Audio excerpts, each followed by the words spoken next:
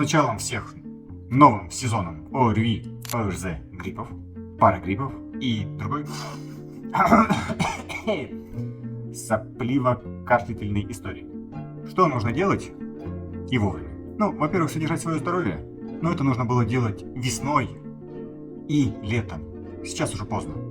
Да, сейчас можете задуматься, если заболеваете частенько, то это можно исправить, но это быстро не исправляется.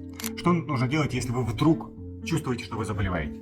Первое. Принимать меры сразу. Сразу? Какие меры принимать? У меня есть ссылочка в Телеграме, там расписано все. Все. Еще одна история.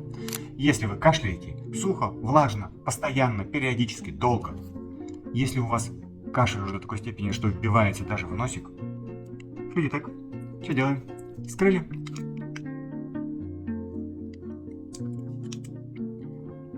Вкусный, между прочим, вкус. Масло масляное, ну и ладно. Но вот такую штуковину можно взять с собой.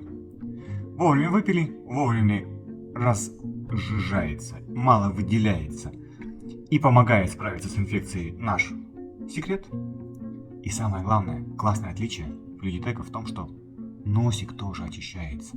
И если у вас там вдруг соплит, не получается высморкаться, эвакуировать эксудат, то флюидитек тоже помогает. 3 раза по инструкции в день, но я люблю 4-5. Всем здоровья.